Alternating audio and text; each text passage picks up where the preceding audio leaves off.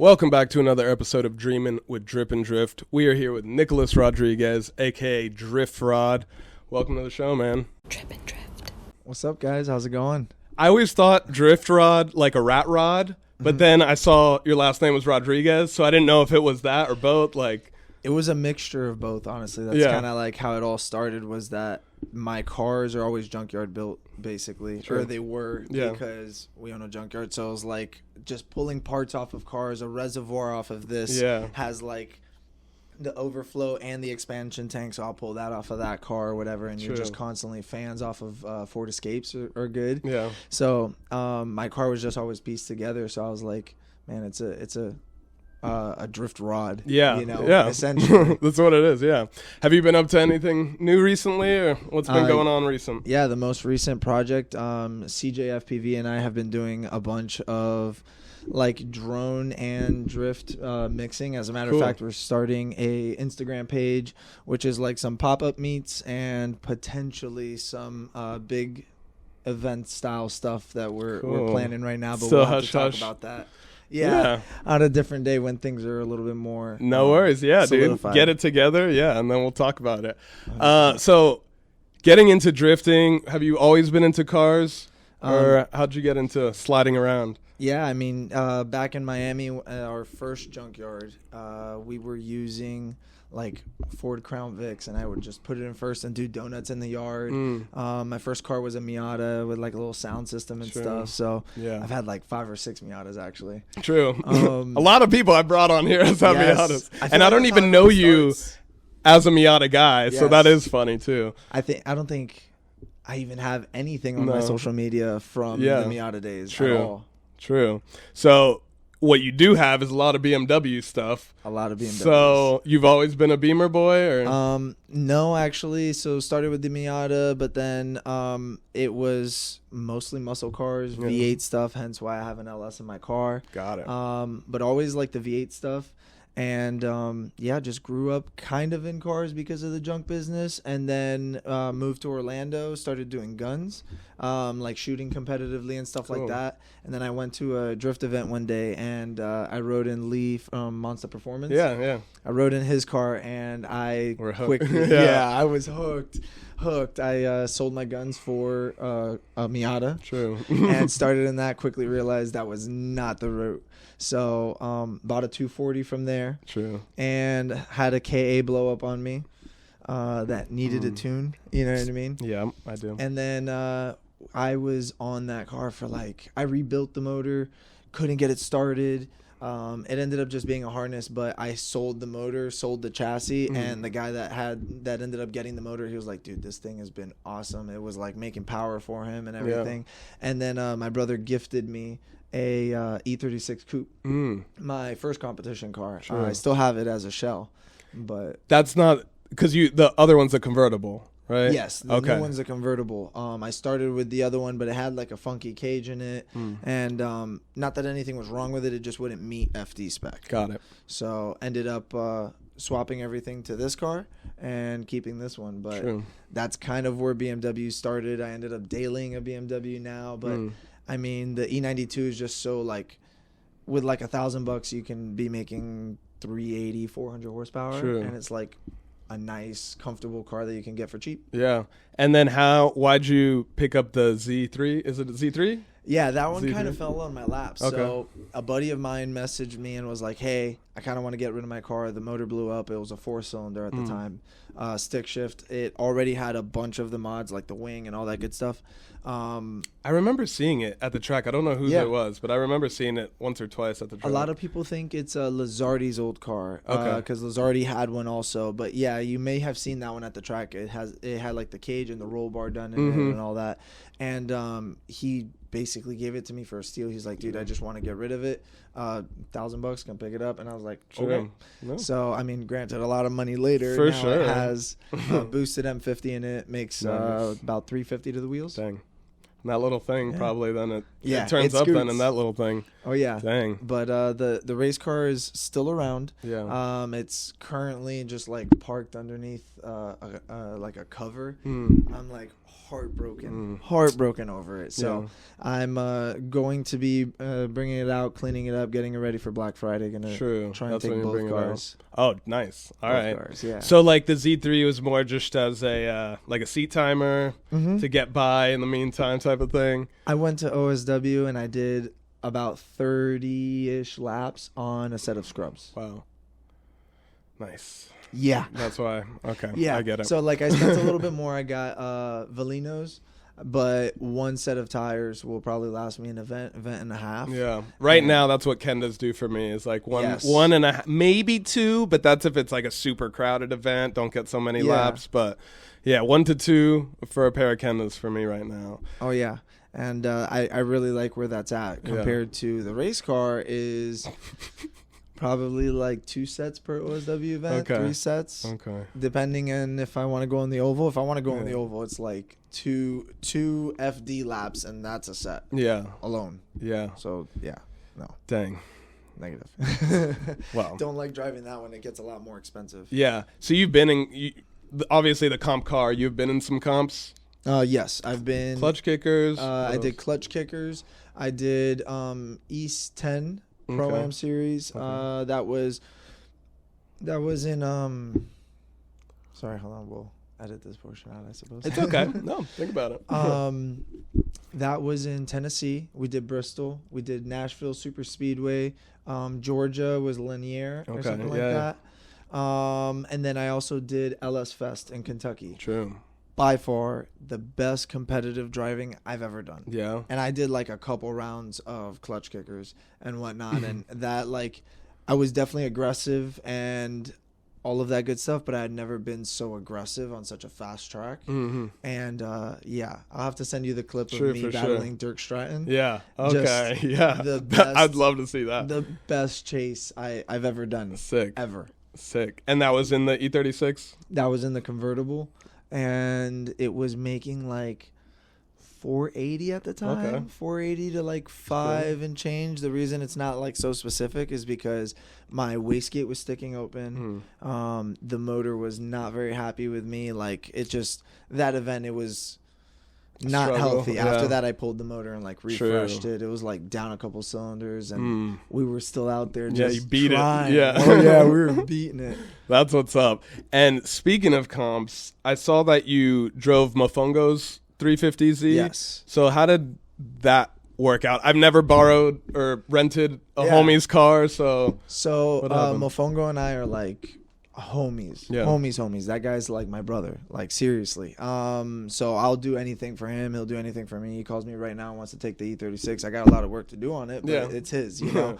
So we have that kind of connection, but that kind of sparked a little something in him where he can rent out cars, and like that kind of started like, dang, this is actually possible. There are people that need cars for competition and can afford to rent out a car. Prices vary based on the car. But you're expecting a couple $1,000s for borrowing a car.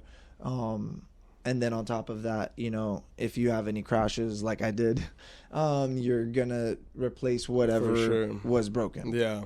Dang, yeah. I've always wondered how that would work in that situation. If it's like insurance or it's like no insurance, I'll just pay for anything I break type of thing. Yeah, like, it's more so like if you break anything, you definitely expect to cover it. But that was really cool. And as far as like from the driver's perspective, it was, I had to get over the fear of like, man, this isn't my car. Yeah. I really don't want to break it. I kind of want to just do what I got to do, put it on the trailer, and we're safe. But what you got to do is also go as hard as you can. Push and the car get close. To its absolute most, yes. Proximity. So I did end up feeling more comfortable because it's you know, my best friend, and on the way up he told me, he's like, if you don't drive it like you normally drive it, I'm gonna take it from you. And I was like, okay, and I've said like I'll drive it. So we dialed as much grip as we could into it. It was like almost bogging the whole time, and it was an absolute monster. Yeah, it really was. It ran flawlessly. V8. Yeah. It's V8. At that point, it was a 6.0 V8, and I think it made like 450. Okay. I want to say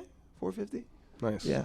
Oh yeah. It was like a perfect horsepower range where it's not trying to break itself. Right. You know, so you can actually enjoy the competition versus like the E36.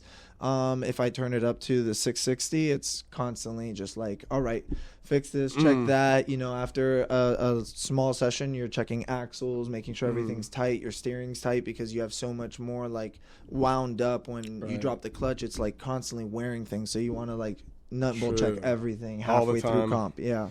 Dang. And a gives me whole something to bunch think of about. Additional heat added. Yeah. So like in Kershaw, when we went to LS Fest, it was every single battle I would come back, cars like at 230, 240, and people were like spraying it down. We had fans on it, like leaf blowers and stuff, literally just trying to cool it down as much as possible. Dang, yeah. I didn't think about that. The heat from a higher horsepower car would obviously be a lot more because it's pushing a lot more. It's wild. It's junkyard built. Oh, true. Yeah. We are a drift rod, baby. So exactly. Sick. So it was a good experience driving the 350, like all around. You enjoyed that platform, or hello? Splash yourself? Yeah, I did. Definitely enjoyed the platform. It's so much more adjustable than the E36. Way more arms. Granted, there's a fine line between too much adjustability and having a car that like it has like 5 different arms in the rear to brake. Like mine has 1 on the bottom, and the upper arm. If you break the upper arm, you're going home. Yeah, it's a serious arm, but I still have another a spare upper arm, spare lower arm, and the front is a trailing arm that you're going. That's the one that you're going home. The upper one you can swap, but the Z has so much more like adjustability that it's good. Yeah, but it might hinder you if like you're constantly having to swap out arms. It depends. Yeah. I mean, right now I haven't had any problems as far as except for hitting the wall. But besides that, it's been super reliable, and I like the way it drives. Obviously, mine's not a V8, but the steering and everything, I really like it for now. Oh, we'll see 100%. They steer super well. That's pretty much their only hindrance was how many arms I feel like the rear has. But other than that, like the Zs feel phenomenal, and with just a couple upgrades, you can have just enough power to like go do the skid pad and keep up with anybody. There's no need for much more power than a Z. You know what I mean? I still think that's probably the best out of the box car that you can buy to weld the diff. Adjust the e-brake because they're never adjusted properly. And then go out and like enjoy it. You don't even like extremely need angle. I think that if someone wants to get into drifting, 350Z. Yeah. As much of a BMW guy as I am, 350Z. Yeah. Well, that's also because you know a little bit more about cars, so you can work on it yourself. You could do that stuff as opposed to somebody just getting into it. 100%. I sometimes forget the like cost factor that some people actually take it to the shop and have people build cars for them. Even replace little arms or tie rod. Like I build things add up going to the shop. Yeah. Dang. It's crazy. I hardly like. Sometimes I forget about that. Yeah. That's something on your side for sure. That's nice. Well, getting into Getaway Driver, that was on the Discovery Channel. How did that come about? You sign up for it, they reached out to you, and then I actually got an Instagram message saying that they wanted me to be on some show, and I was like, this is a scam or something? Yeah, this is a scam. This is fake. When I was younger, like my mom wanted to put me into modeling and stuff like that, and I was in like a couple commercials, and every time they would like shoot us for the commercial and then be like, hey, so if you want to like start doing stuff, like just pay this much money and we'll teach you. And it's like, I'm not going to pay $2,000 to them potentially. Like, if you want me, you want me. If not, I'm good. So I thought it was going to be something like that. So I kind of like just went along with it, messaged them. And then they ended up asking me for a bunch of videos and then sending over like a non-disclosure and like some paperwork and information of what it would be like. And I was like, okay, this is kind of serious. Yeah. You know, like let's actually dig into this. And then at the same time, like we were recording like just after COVID. So this Instagram message to when we actually started recording was like 2 years. Oh, wow. Of going back and forth. And it was like, after a certain point, like, I just didn't think it was real. Even when we were like talking about shoot dates and stuff like that, I didn't capitalize on, I'm going to be on this show, let me go get more sponsors. Right. That was something that like completely slipped my mind. I get there and other people are like, yeah, I picked up like 5-10 sponsors because of this, and they're all like paying, and I'm like, you were just thought you're getting dragged along. Literally, because I know Matt the Ginger was on the show, so like we had I had kind of found out that he was going on the show, so he was like, you know, have you talked to sponsors? And I was like, dude, I haven't. So like on my way up, I was calling people, or at least calling my current sponsors to try and get a little bit more. And actually, one of my favorite sponsors, even till this date, is the swivel mounts. Okay, So I hit up Swivel Mount, and they like hooked it up with like my own design on the actual little fan. Okay. And then another one with a couple magnet mounts, and they were just like super nice. I got to know like the owner and his wife, and just like one of those lifetime sponsors that like I'll always promote them no matter what, and I don't really need anything else. I have a couple mounts and whatnot. Like, it just, essentially, I'm not sponsored by them, but you know, I picked up stuff like that. But Getaway Driver was really cool. Once we got there, everything was kind of like hush hush because of COVID and all that. We were like in our rooms just like waiting for recording day. Like, I was in the room for like 2 days. Just waiting around, just sitting, working on my computer.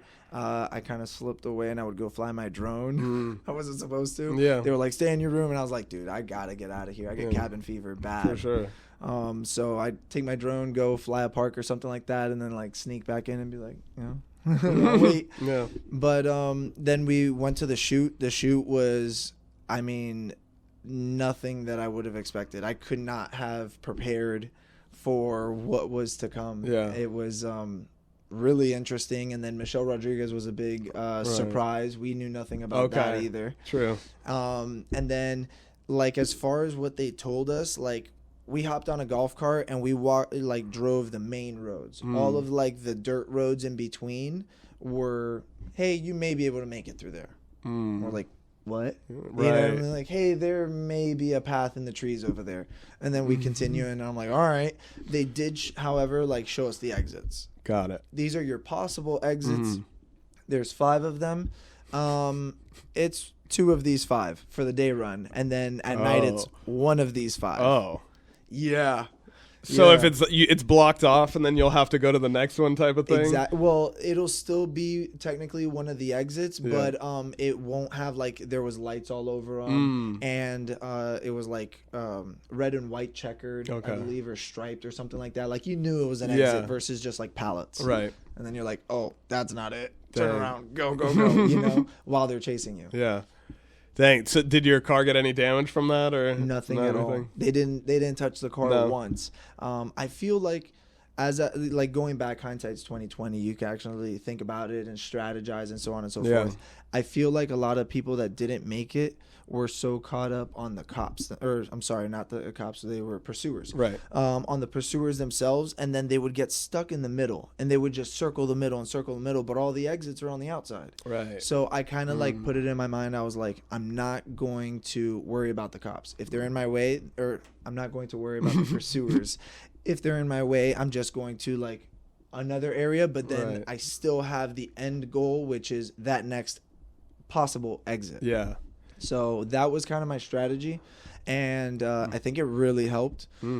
Just to like, don't worry about them, just keep moving. You know, I saw some people like park or stop or this or that, and it's like, oh no, that's stay moving. Either parking and stopping / circling in the middle was like the killer. Every time I saw an episode and someone just started circling, I was like, man, they're not gonna make it. You know, they gotcha. Yeah.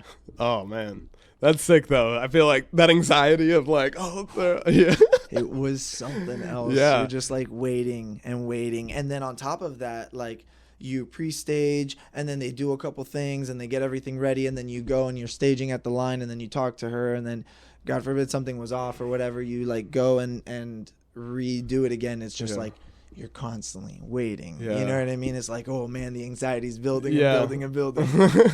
Sick, man. You do it again? 100%. Yeah. Oh yeah, 100%. Awesome, I know that I like backed out of going to the next one, but like at that day before I started shooting, I saw a couple of the previous cars, and it kind of like got to me. And I was like, I don't know how much the pursuers know, and if they're really like, man, I couldn't get this guy, and they're gonna like come out and like try to get me, and like I don't know, dude. I was like, you know what? Producers just tell the pursuers, yes, you better smash them all up. Right? So like they're out for vengeance or something, and they may have been. So I don't know. I just kind of like got in my head, but I would do it again because I could take a different car. Yeah, true. I'd take probably like a WRX or something like that. That could go through them bumps and. Oh yeah. Yeah, not a slam drift car. 100%, man. It was scraping everywhere. Yeah.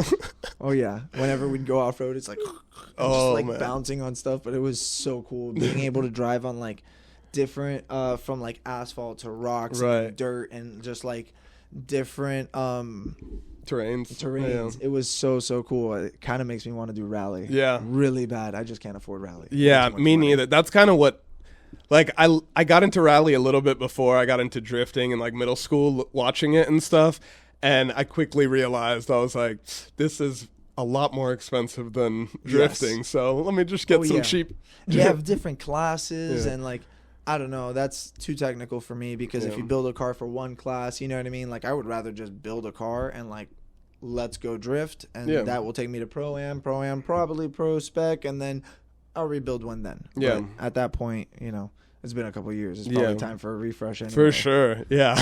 If not having a blown motor or wrecking or all the things that could happen during a season, non-stop.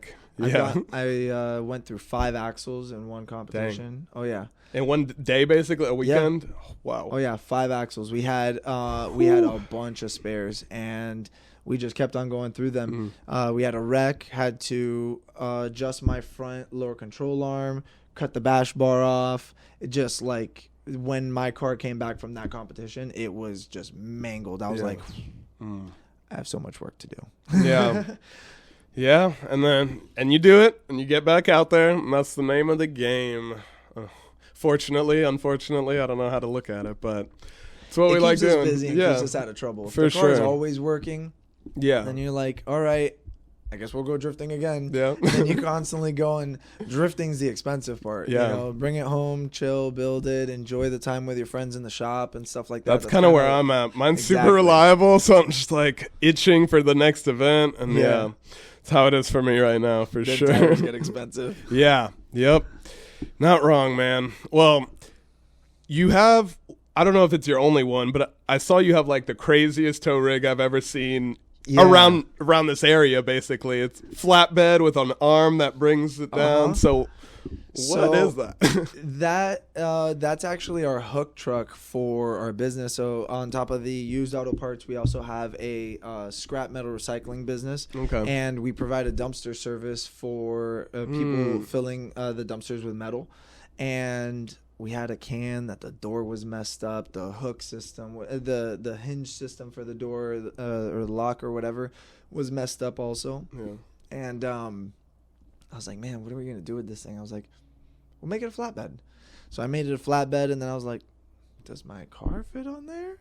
We're about to do like the most American Japanese thing ever. Yeah. You know how they have the tow setups over there? It's essentially the same thing. So that's exactly what we did. I put my car on there. It fits. And that way it really came up because I wanted to, the car be more visible. Mm-hmm. So once I swapped to an enclosed trailer, the race car never gets seen on our way to competition. Right. So I noticed that like on my way to a competition, I don't get extra followers versus on the expressway, I would get probably like 3-4 followers every like state to state competition. Yeah, that's interesting.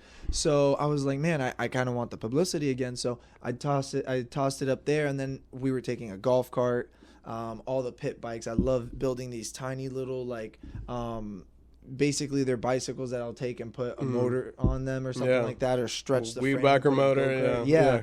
So we put a bunch of those in there, the golf cart, and it was a 3-day event. So we were like camping and all kinds of stuff, and I was like, man, this is kind of nice. Yeah. And I kind of like towing with that too. It's a monster. It's a F750. So I was like, you know what? I'll use it every now and then. So like I took it to OSW once, and I took it out to the compound last weekend. The first time I saw it was the Firm at Holiday Matsuri. Yes. I was like, whoa. I was like, I saw your car before that, but that was the first time I saw the tail rig. That was my first time taking it out. True that. That's what's up. It's super cool. Like, but also very nerve wracking at the same time, because where it comes up, like the angle. I'm looking at my car gnarly, like at, a 75-degree angle, and I'm like, come on, go down. All right, we're good. Everything's safe, Yeah. So there's a lot of anxiety along with it, but definitely a really cool tow rig. That's interesting. And it's funny you say going back from the enclosed, because Andrew Grendel was like, I'm working on getting a trailer myself, and he was like, save up for a closed one. Mm-hmm. He's like, when you go out of state and when you park at a hotel, you'll feel a lot better that everything's enclosed. 100%. But you won't get the publicity. Yes. So I never thought of that point. So because I have the truck, I'll do it. But if I were just to go to a competition with my Silverado or something like that, I'm gonna take an enclosed, especially out of state, for that reason. Yeah. There's a lot of benefits to it. Hot days at the track, you can hide inside the trailer. Mm-hmm. If you're gonna sleep at a track, it's like the best setup, an air mattress. That's what K1 did at spring break. I was like, oh, that's a smart idea. I even had like a little portable rolling AC unit, and I cut a hole in the floor for the exhaust, and I would put it there, put the AC unit there. Sick. Your trailer cools down in the afternoon, and then you can sleep in it. That's awesome. Sick, man. Well, before we close it out, anything you want to add? Anything you want to ask? Put you on the spot. I don't know. Follow me on Instagram. Follow me on YouTube. Drift Rod.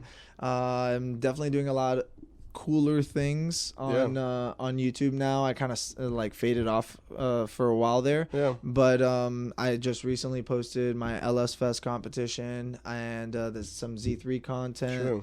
And a competition that we did at OKC like 3-4 weeks ago. Yeah, that was a little bit ago. Yeah. So I did like a live stream for that. Are they gonna have another one of those? Yes. As a matter of fact, they're trying to have like a little series, and maybe not like a series, but like a couple of them a year where they can give away some stuff, and it's like a really cool comp, really tight technical track. Yeah. But and some pretty cool videos that are like, with some media guys there, like a lead car with a camera. True. And some cool stuff coming out. So definitely follow me on YouTube, and follow the Chase Charge Repeat page as well. It's Chase _charge_repeat. We'll put it up there. Put the little tick. Oh yeah. Somewhere. In this Awesome, man. Well, I appreciate you coming out. When you get all that stuff with CJ figured out, you guys could come back on, and 100%. We'll be looking forward to it. Awesome, man. Like he said, follow him, YouTube, Instagram, Drift Rod. Like, subscribe. We'll catch you guys next time. Peace. Keep it sideways.